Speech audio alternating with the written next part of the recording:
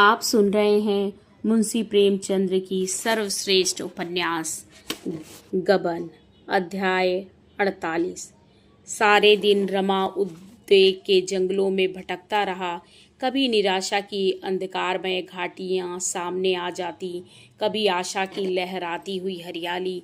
जौहरा गई भी होगी, यहाँ से तो बड़े लंबे चौड़े वादे करके गई थी। उसे क्या गरज है, आकर कह देगी मुलाकात ही नहीं हुई, कहीं धोखा तो ना देगी। जाकर डिप्टी साहब से सारी कथा कह सुनाए। बेचारी जालपा पर बैठे बिठाए आफत आ जाए। क्या जौहरा इतनी नीच प्रकृति की हो सकती है? कभी नहीं। अगर जौहरा इतनी बेवफा, इतनी दगाबाज है तो यह दुनिया रहने के लायक ही नहीं। जितनी जल्द आदमी मुंह में कालिख लगाकर डूब मरे उतना ही अच्छा। नहीं, जौहरा मुझसे दगा ना करेगी। उसे वह दिन याद आए जब उसके दफ्तर में आते ही जालपा लपक कर उसकी जेब टटोलती थी और रुपए निकाल लेती थी। वही जालपा आज इतनी सत्यवादिनी हो गई। तब वह प्यार करने की वस्तु थी, अब वह उपासना की वस्तु है। जालपा, मैं तुम्हारे योग्य नहीं हूँ। जिस ऊंचाई पर तुम मुझे ले जाना चाहती हो वहां तक पहुंचने की शक्ति मुझ में नहीं है। वहां पहुंचकर शायद चक्कर खाकर फिर डूब जाऊं। मैं अब भी तुम्हारे चरणों में सिर झुकाता हूँ। मैं जानता हूँ तुमने मुझे अपने हृदय से निकाल दिया है। तुम मुझसे विरक्त हो गई हो। तुम्हें अब मेरे डूबने का दुख है, ना तैरने की खुशी। पर शायद अब भी मेरे मरने या किसी घोर संकट में फंस जाने की खबर पाकर तुम्हारी आंखों में से आंसू निकल आएंगे। शायद तुम मेरी लाश देखने आओ। हाँ, प्राण ही क्यों नहीं निकल जाते कि तुम्हारी निगाह में मैं इतना नीच तो ना रहूं।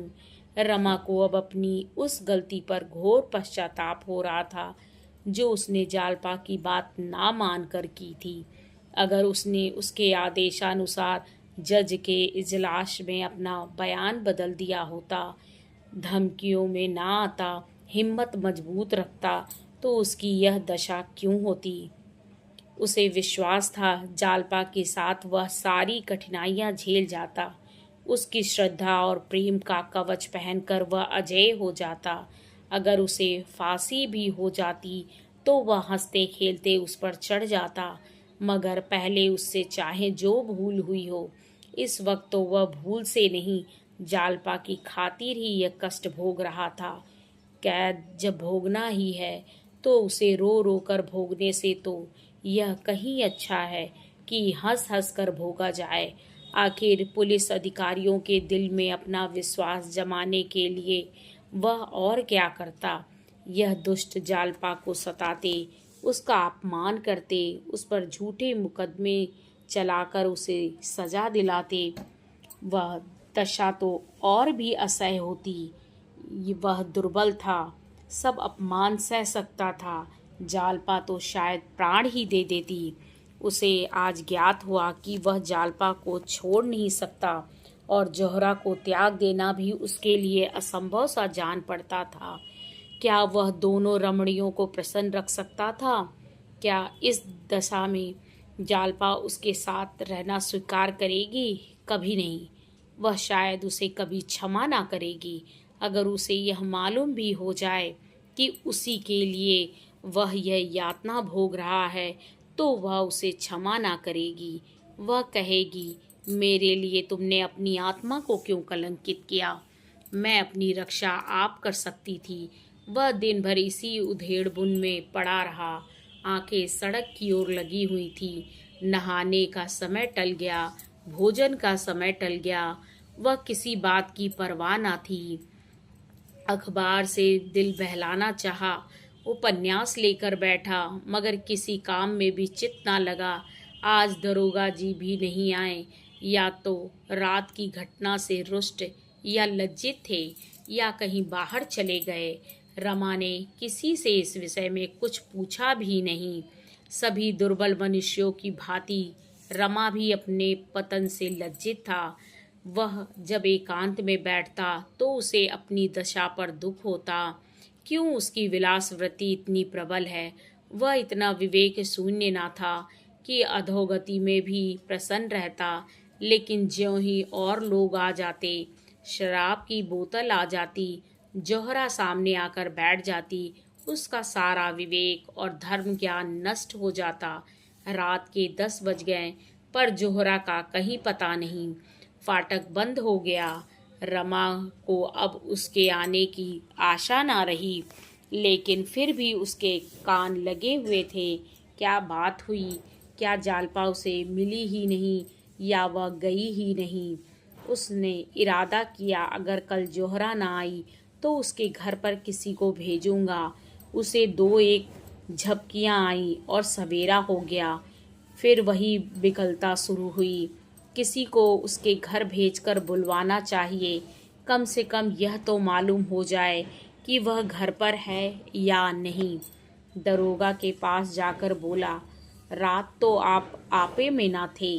दरोगा ने ईर्ष्या को छिपाते हुए कहा, यह बात ना थी, मैं महज आपको छेड़ रहा था। रमानाथ, जौहरा रात आई नहीं, जरा किसी को भेज कर पता तो लगवाइए, बात क्या है, कहीं नाराज तो नहीं हो गई? दरोगा ने बेदिली से कहा, उसे गरज होगा खुद आएगी, किसी को भेजने की जरूरत नहीं। रमा ने फिर आग्रह किया, समझ गया, यह हजरत रात बिगड़ गए, चुपके से चला आया, अब किससे कहे? सबसे यह बात कहना लज्जास्पद मालूम होता था। लोग समझेंगे यह महाशय एक ही रसिया निकले।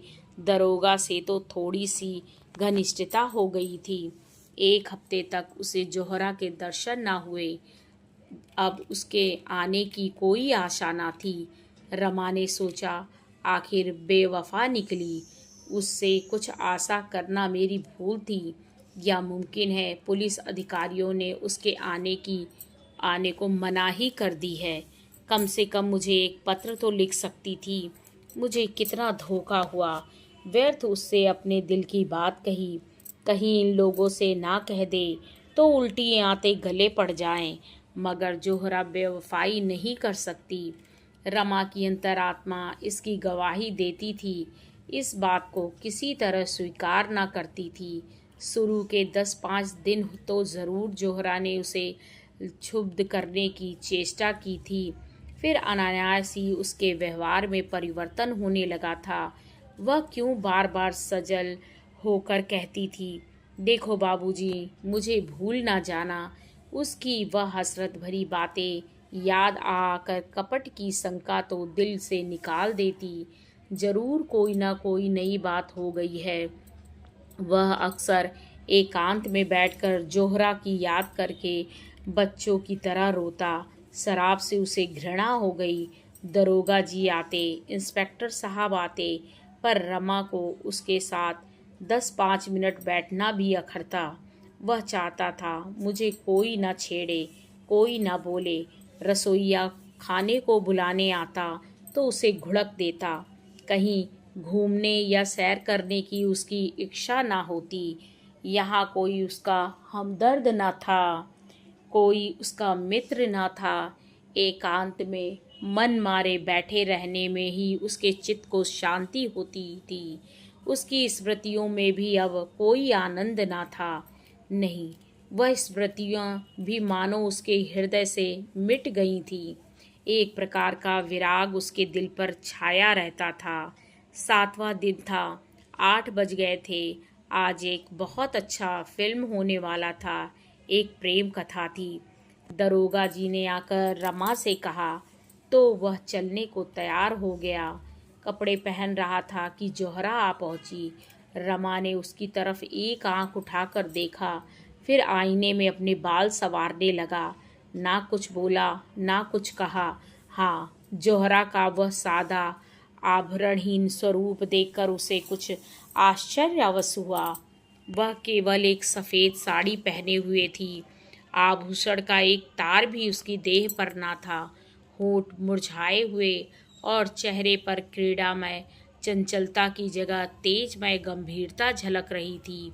वह 1 मिनट खड़ी रही, तब रमा के पास आकर बोली, क्या मुझसे नाराज हो? बेकसूर, बिना कुछ पूछे गछे।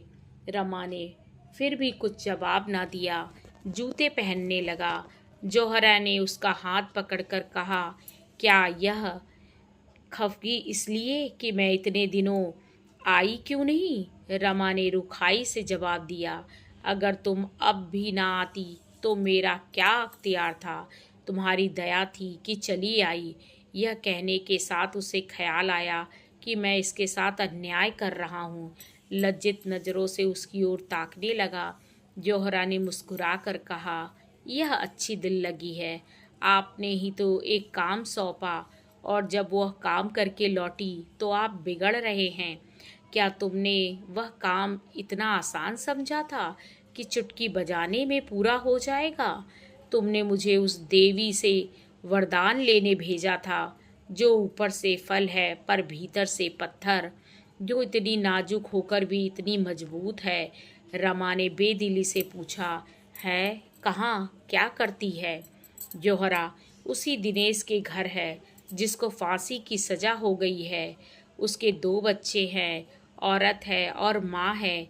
दिन भर उन्हीं बच्चों को खिलाती है, बुढ़िया के लिए नदी से पानी लाती है, घर का सारा काम काज करती है और उनके लिए बड़े बड़े आदमियों से चंदा मांग लाती है।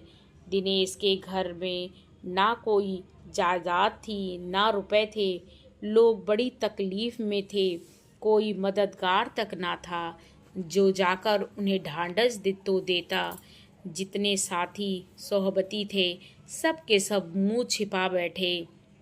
2-3 फाके तक हो चुके थे। जालपा ने जाकर उनको जिला दिया। रमा की सारी बेदिली काफूर हो गई। जूता छोड़ दिया और कुर्सी पर बैठकर बोले, तुम खड़ी क्यों हो? शुरू से बताओ। तुमने तो बीच में से कहना शुरू किया। एक बात भी मत छोड़ना। तुम पहले उसके पास कैसे पहुंची? पता कैसे लगा? जौहरा, कुछ नहीं। पहले उसी देवी दिन खटिक के पास गई। उसने दिनेश के घर का पता बता दिया। चटपट जा पहुंची। रमानाथ, तुमने जाकर उसे पुकारा? तुम्हें देखकर कुछ चौंकी नहीं, कुछ झिझकी तो जरूर होगी। जौहरा मुस्कुरा कर बोली, मैं इस रूप में ना थी। देवी दीन के घर से मैं अपने घर गई और ब्रह्मा समाजी लेडी का स्वांग भरा। ना जाने मुझ में ऐसी कौन सी बात है जिससे दूसरों को फौरन पता चल जाता है कि मैं कौन हूँ या क्या हूँ। और ब्राह्मणों लेडियों को देखती हूँ, कोई उनकी तरफ आंखें तक नहीं उठाता। मेरा पहनावा उढ़ावा वही है।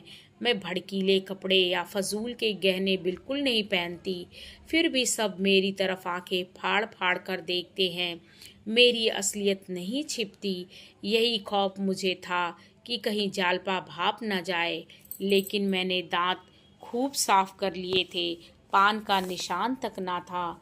मालूम होता था किसी कॉलेज की लेडी टीचर होगी। इस शक में मैं वहाँ पहुँची। मेरी सूरत बना ली कि वह क्या कोई भी ना भाप सकता था। पर्दा ढका रह गया। मैंने दिनेश की माँ से कहा, मैं यहाँ यूनिवर्सिटी में पढ़ती हूँ। आपका घर मुंगेर बताया। बच्चों के लिए मिठाई ले गई। हमदर्द का पाठ खेलने गई थी और मेरा ख्याल है कि मैंने खूब खेला। दोनों औरतें बेचारी रोने लगीं। मैं भी जब्त ना कर सकी। उनसे कभी कभी मिलते रहने का वादा किया। जालपा इसी बीच में गंगा जल लिए पहुंची। मैंने दिनेश की माँ से बंगला से पूछा, क्या यह कहारिन है? उसने कहा, नहीं, यह भी तुम्हारी ही तरह हम लोगों के दुख में शरीक होने आ गई है। यहाँ इनका शौहर किसी दफ्तर में नौकर है और तो कुछ मालूम नहीं। रोज सवेरे आ जाती हैं और बच्चों को खिलाने ले जाती हैं। मैं अपने हाथ से गंगा जल लाया करती थी, मुझे रोक दिया और खुद लाती हैं। हमें तो इन्होंने जीवन दान दिया, कोई आगे पीछे ना था। बच्चे दाने दाने को तरसते थे। जब से यह आ गई हमें कोई कष्ट नहीं है। ना जाने किस शुभ कर्म का यह वरदान हमें मिला है। उस घर के सामने ही एक छोटा सा पार्क है। मोहल्ले भर के बच्चे वहीं खेला करते हैं। शाम हो गई थी। जालपा देवी ने दोनों बच्चों को साथ लिया और पार्क की तरफ चली। मैं जो मिठाई ले गई थी उसमें से बूढ़ी ने एक एक मिठाई दोनों बच्चों को दी थी। दोनों कूद कूद कर नाचने लगे। बच्चों की इस खुशी पर मुझे रोना आ गया। दोनों मिठाइयाँ खाते हुए जालपा के साथ हो लिए। जब पार्क में दोनों बच्चे खेलने लगे तब जालपा से मेरी बातें होने लगी। जालपा ने खुश कुर्सी और करीब खींच ली और आगे को झुक गई। बोला, तुमने किस तरह बातचीत शुरू की? जोहरा, कह तो रही हूँ। मैंने पूछा, जालपा देवी तुम कहाँ रहती हो? घर की दोनों औरतों से तुम्हारी बड़ाई सुनकर तुम्हारे ऊपर आशिक हो गई हूँ। रमानाथ, यही लफ्ज़ कहा था तुमने? जोहरा, हाँ। जरा मजाक करने की सूझी। मेरी तरफ ताज्जुब से देखकर बोली, तुम तो बंगाली नहीं मालूम होती। इतनी साफ हिंदी कोई बंगाली नहीं बोलती। मैंने कहा, मैं मुंगेर की रहने वाली हूँ और वहाँ मुसलमानी औरतों के साथ बहुत मिलती जुलती रही हूँ। आपसे कभी कभी मिलने का जी चाहता है। आप कहाँ रहती हैं? कभी कभी 2 घड़ी के लिए चली आऊँगी।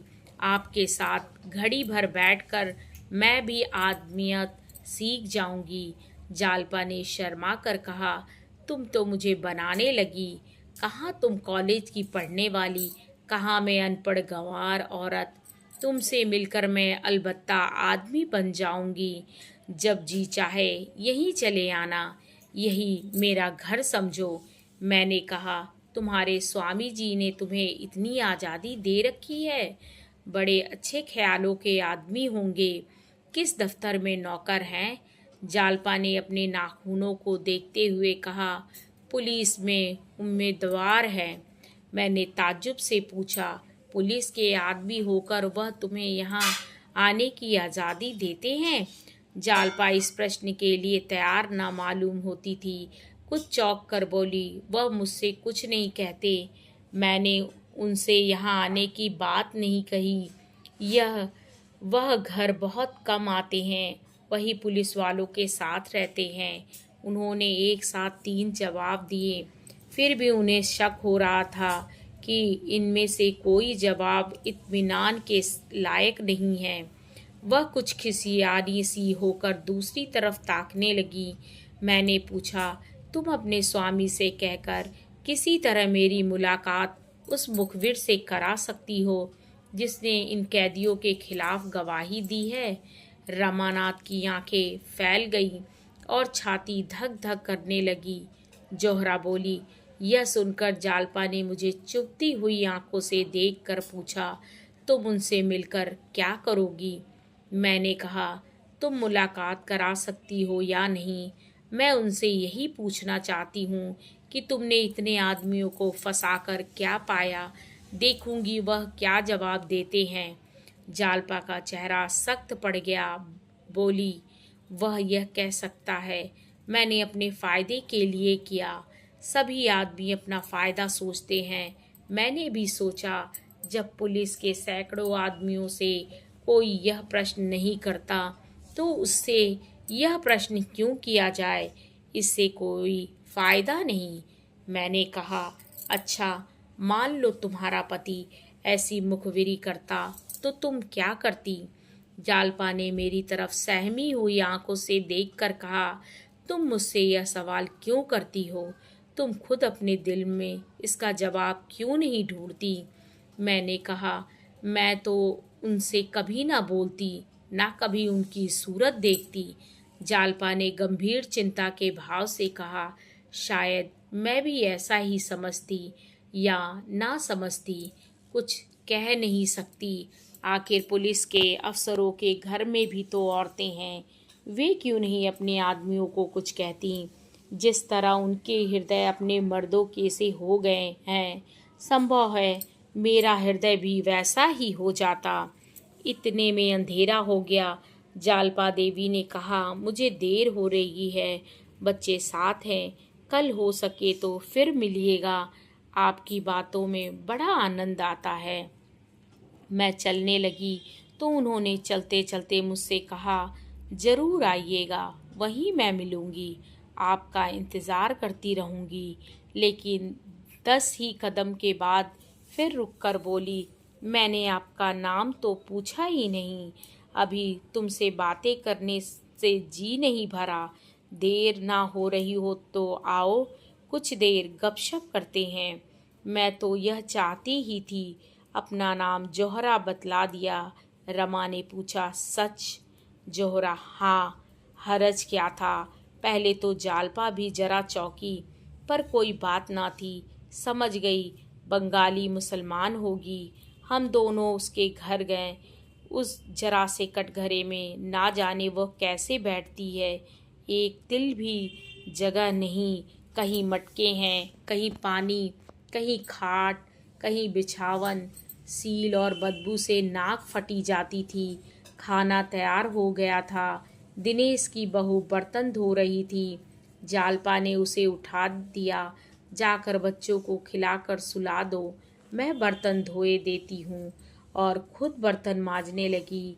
उसकी यह खिदमत देखकर मेरे दिल पर इतना असर हुआ कि मैं भी वहीं बैठ गई और मांजे हुए बर्तनों को धोने लगी। जालपा ने मुझे वहाँ से हट जाने के लिए कहा, पर मैं ना हटी, बराबर बर्तन धोती रही। जालपा ने तब पानी का मटका अलग हटाकर कहा, मैं पानी ना दूंगी, तुम उठ जाओ। मुझे बड़ी शर्म आती है, तुम्हें मेरी कसम, हट जाओ। यहाँ आना तो तुम्हारी सजा हो गई। तुमने ऐसा काम अपनी जिंदगी में क्यों किया होगा? मैंने कहा, तुमने भी तो कभी नहीं किया होगा। जब तुम करती हो तो मेरे लिए क्या हर्ज है? जालपा ने कहा, मेरी और बात है। मैंने पूछा, क्यों? जो बात तुम्हारे लिए है वही मेरे लिए भी है। कोई महरी क्यों नहीं रख लेती हो? जालपा ने कहा, महरियाँ 8-8 रुपए मांगती हैं। मैं बोली, मैं 8 रुपए महीना दे दिया करूँगी। जालपा ने ऐसी निगाहों से मेरी तरफ देखा जिसमें सच्चे प्रेम के साथ सच्चा उल्लास, सच्चा आशीर्वाद भरा हुआ था। वह चितवन, आह कितनी पाकीज़ा थी, कितनी पाक करने वाली। उनकी इस बेगैरस खिदमत के मामले सामने मुझे अपनी ज़िंदगी कितनी जलील, कितनी काबिले नगरत मालूम हो रही थी। उन बर्तनों के धोने में मुझे जो आनंद मिला उसे मैं बयान नहीं कर सकती। बर्तन धोकर उठी तो बुढ़िया के पांव दबाने बैठ गई। मैं चुपचाप खड़ी थी। मुझसे बोली, तुम्हें देर हो रही हो तो जाओ, कल फिर आना। मैंने कहा, नहीं, मैं तुम्हें तुम्हारे घर पहुंचाकर उधर ही से निकल जाऊंगी। गरज 9 बजे के बाद वह वहां से चली। रास्ते में मैंने कहा, जालपा, तुम सचमुच देवी हो। जालपा ने छूटते ही कहा, जौहरा, ऐसा मत कहो। मैं खिदमत नहीं कर रही हूँ, अपने पापों का प्रायश्चित कर रही हूँ। मैं बहुत दुखी हूँ। मुझसे बड़ी अभागिनी संसार में ना होगी। मैंने अनजान बनकर कहा, इसका मतलब मैं नहीं समझी। जालपा ने सामने ताकते हुए कहा, कभी समझ जाओगी। मेरा प्रायश्चित इस जन्म में ना पूरा होगा। इसके लिए मुझे कई जन्म लेने पड़ेंगे।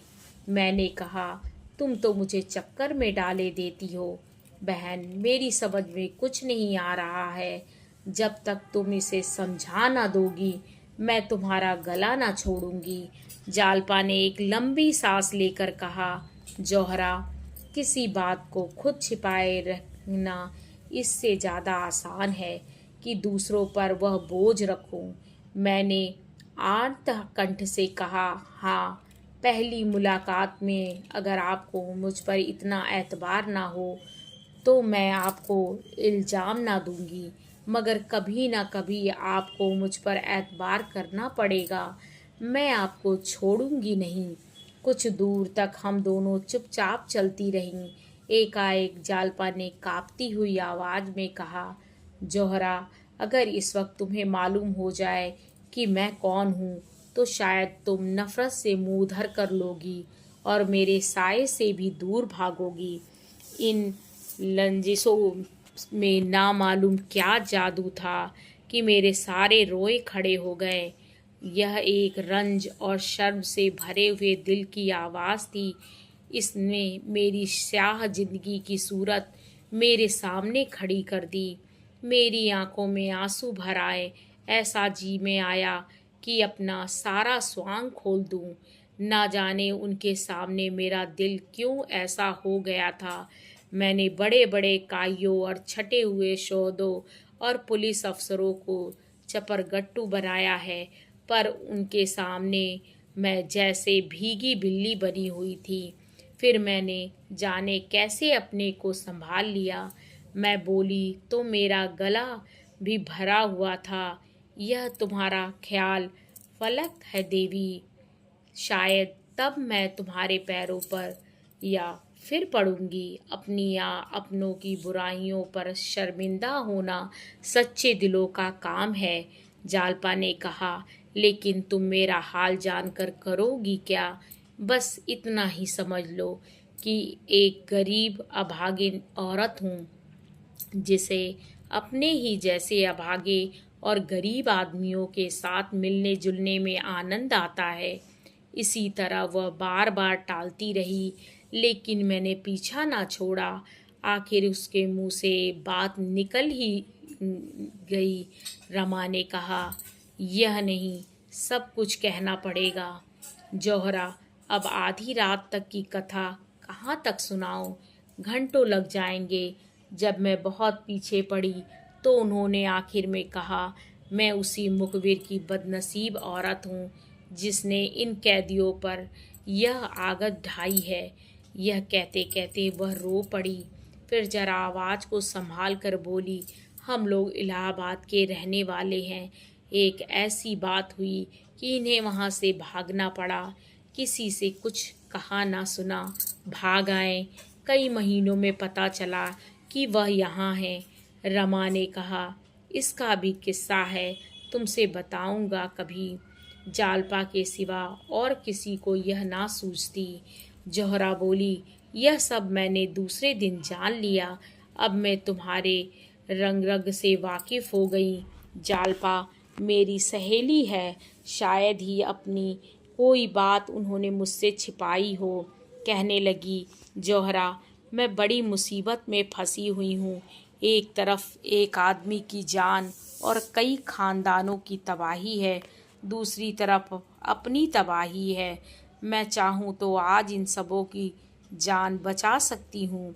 मैं अदालत को ऐसा सबूत दे सकती हूँ कि फिर मुखबिर की शहादत की कोई हैसियत ही ना रह जाएगी, पर मुखबिर को सजा से नहीं बचा सकती।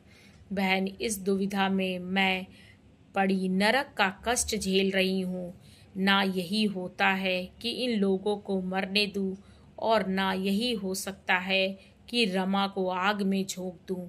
यह कहकर वह रो पड़ी और बोली, बहन, मैं खुद मर जाऊंगी, पर उनका अनिष्ट मुझसे ना होगा। न्याय पर उन्हें भेंट नहीं कर सकती। अभी देखती हूँ क्या फैसला होता है। नहीं कह सकती उस वक्त मैं क्या कर बैठूं। शायद वहीं हाई कोर्ट में सारा किस्सा कह सुनाऊं। शायद उसी दिन जहर खाकर सो रहूं। इतने में देवी दीन का घर आ गया। हम दोनों विदा हुई। जालपा ने मुझसे बहुत इसरार किया कि कल इसी वक्त आना। दिन भर तो उसे बात करने की फुर्सत नहीं रहती, बस वही शाम का मौका मिलता है। वह इतने रुपए जमा कर देना चाहती है कि कम से कम दिनेश के घर वालों को कोई तकलीफ ना हो।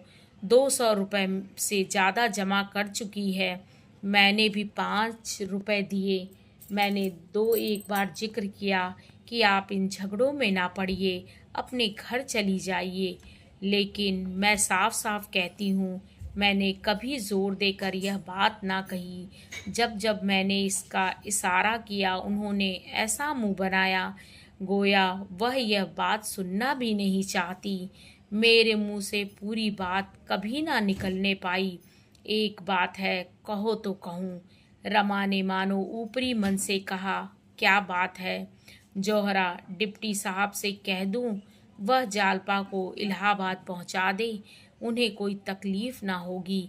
बस दो औरतें उन्हें स्टेशन तक बातों में लगा ले जाएंगी, वहां गाड़ी तैयार मिलेगी, वह उसमें बैठा दी जाएंगी, या कोई और तदबीर सोचो। रमा ने जोहरा की आंखों से आंख मिलाकर कहा, क्या यह मुनासिब होगा? जौहरा ने शर्मा कर कहा, मुनासिब तो ना होगा। रमा ने चटपट जूते पहन लिए और जौहरा से पूछा, देवी दीन के ही घर पर रहती है ना? जौहरा उठ खड़ी हुई और उसके सामने आकर बोली, तो क्या इस वक्त जाओगे? रमानाथ, हाँ जौहरा, इसी वक्त चला जाऊंगा। बस उससे दो बातें करके उस तरफ चला जाऊंगा जहां मुझे अब से बहुत पहले चला जाना चाहिए था। जौहरा, मगर कुछ सोच तो लो, नतीजा क्या होगा? रामानाथ, सब सोच चुका। ज़्यादा से ज़्यादा 3-4 साल की कैद, दरोगा बयानी के जुर्म में।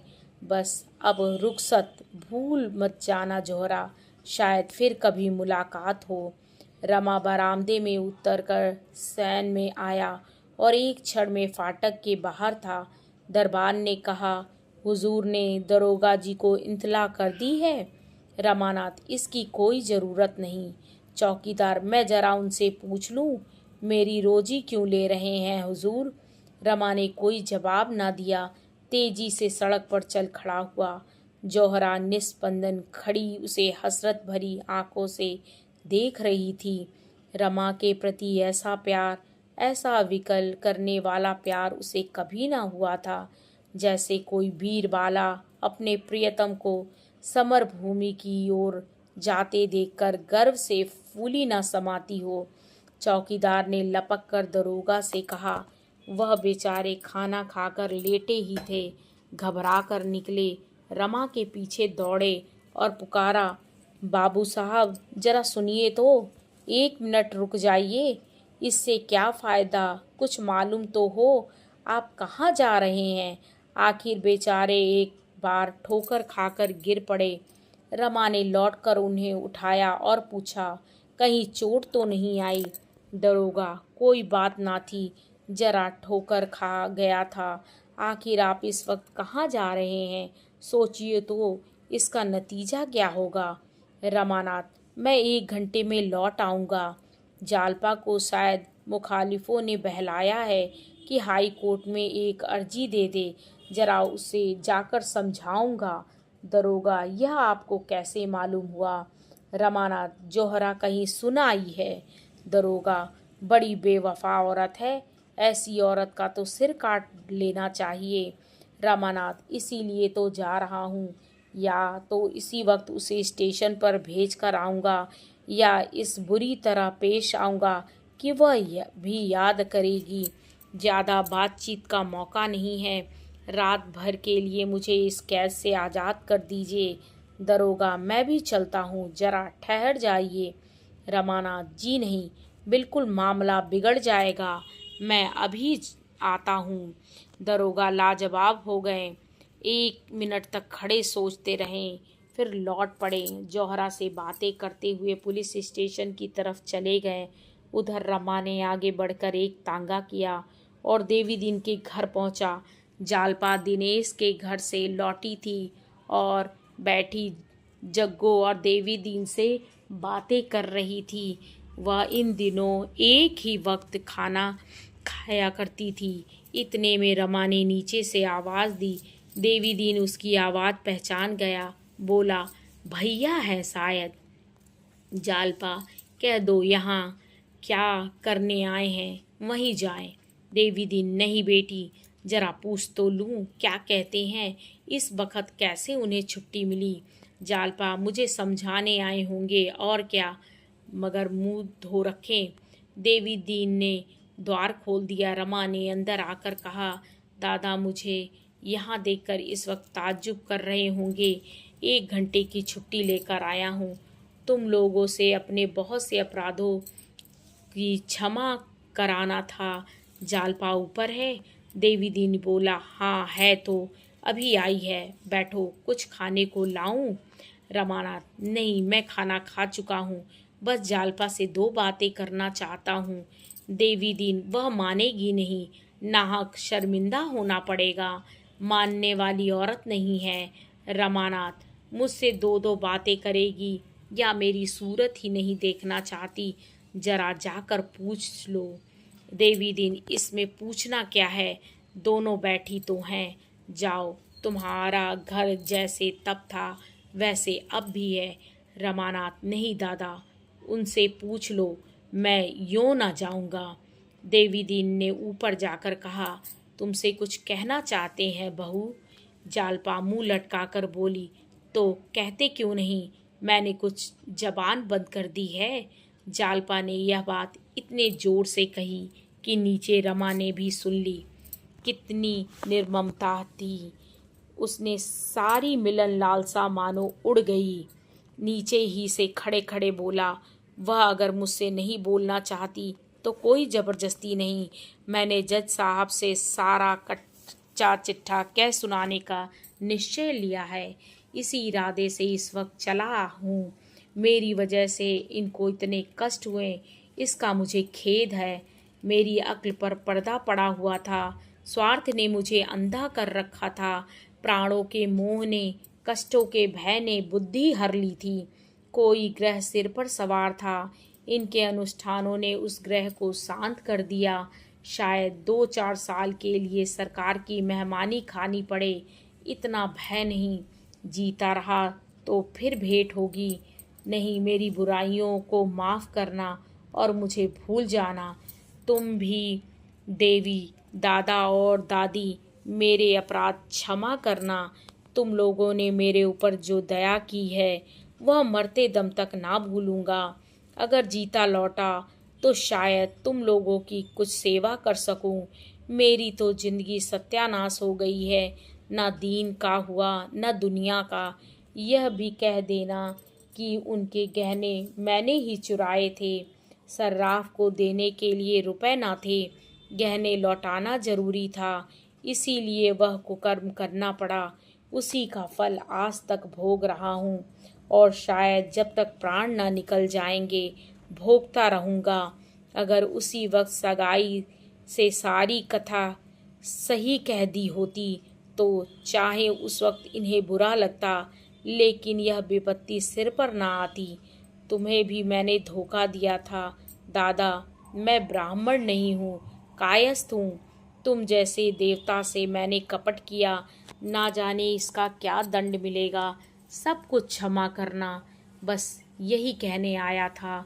रमा बरामदे के नीचे उतर पड़ा और तेजी से कदम उठाता हुआ चल दिया। जालपा भी कोठे से उतरी, लेकिन नीचे आई तो रमा का पता ना था। बरामदे के नीचे उतरकर देवी दीन से बोली, किधर गए हैं दादा? देवी दीन ने कहा, मैंने कुछ नहीं देखा बहू, मेरी आंखें आंसू से भरी हुई थी। वह अब ना मिलेंगे, दौड़ते हुए गए थे। जालपा कई मिनट तक सड़क पर निस्पंदन सी खड़ी रही। उन्हें कैसे रोक लूं?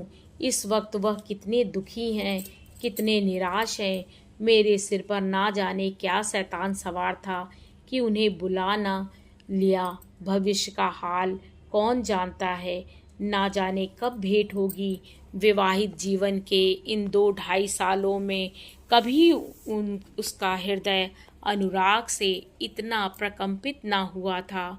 विलासिनी रूप में वह केवल प्रेम आवरण के दर्शन कर सकती थी। आज त्यागिनी बनकर उसने उसका असली रूप देखा। कितना मनोहर, कितना विशु, कितना विशाल, कितना तेजोमय। विलासिनी ने प्रेमोद्यान की दीवारों को देखा था, वह उसी में खुश थी। त्यागिनी बनकर वह उस उद्यान के भीतर पहुंच गई थी। कितना रम्य दृश्य था, कितनी सुगंध, कितना वैचित्र, कितना विकास। इसकी सुगंध में इसकी रम्यता का देवत्व भरा हुआ था। प्रेम अपने उच्चतर स्थान पर पहुंचकर देवत्व से मिल जाता है। जालपा को अब कोई शंका नहीं है। इस प्रेम को पाकर वह जन जन्मांतरों तक सौभाग्यवती बनी रहेगी।